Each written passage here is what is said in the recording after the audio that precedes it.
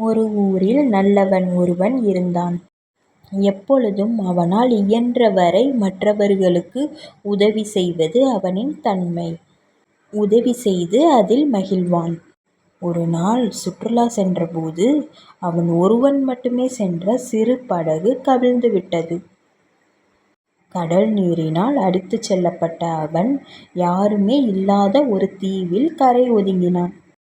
திகைத்து போனாலும் தன்னை யாரேனும் காப்பாற்ற வருவார்கள் என்ற நம்பிக்கையோடு காத்திருந்தான். அவ்வழியாக செல்லும் பெரிய கப்பல்களுக்கு சமிகை செய்ய தன்னிடம் இருந்த கைக்குட்டை ஒன்றை கொடியாக கட்டி வைத்தான். ஆனால் 2 மாதங்கள் சென்ற பின்பும் அவனை காப்பாற்ற ஒருவரும் வரவில்லை. நம்பிக்கை குறைந்தாலும் தன்னால் இயன்றவரை அந்த தீவில் வாழ முயற்சி செய்தான்.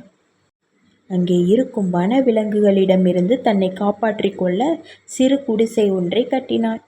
அங்கே இருக்கும் சிறு சிறு உணவுப் பொருட்களை தேடி கண்டுபிடித்து எடுத்து உண்டு பசியாறினான்.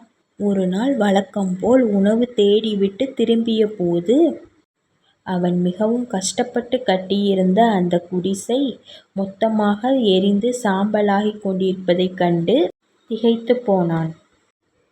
குடிசை இருந்த இடத்தில் புகை மட்டுமே வந்து கொண்டிருந்தது. அவ்வளவுதான். அவனுக்கு கோபம் பொங்கியது. விரக்தி மேலோங்கியது.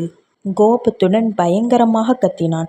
நல்லது மட்டுமே செய்து கொண்டிருந்த அவனுக்கு எல்லாமே தீங்காகவே நடப்பதாக தோன்றியது. அப்போது பெரிய கப்பல் ஒன்று அவன் இருந்த தீவின் திசையில் வருவதைக் கண்டான். கைகளை வேகமாக அசைத்து கத்த அந்த கப்பல் மெல்ல அந்த தீவின் கரையோரம் வந்து நின்றது. அவனால் நம்பவே முடியவில்லை. கப்பலில் இருந்து இறங்கி வந்த மாலுமியிடம், நீங்கள் எப்படி இந்த தீவிற்கு வந்தீர்கள் என்று கேட்டான்.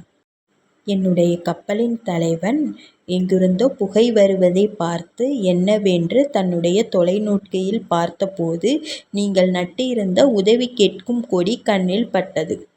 யாரோ உதவி கேட்கிறார்கள் என்பதை புரிந்து கொண்டு இந்த பக்கமாக கப்பலை திருப்பி வந்தோம் என்றான் மாலுமி.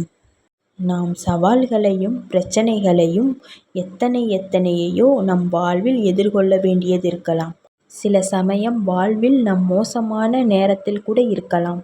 எல்லாவற்றையும் இழந்து நிற்கும் நேரத்தில் கூட நம்பிக்கையோடு இருந்தால் ஏதேனும் பாதை தென்படும்.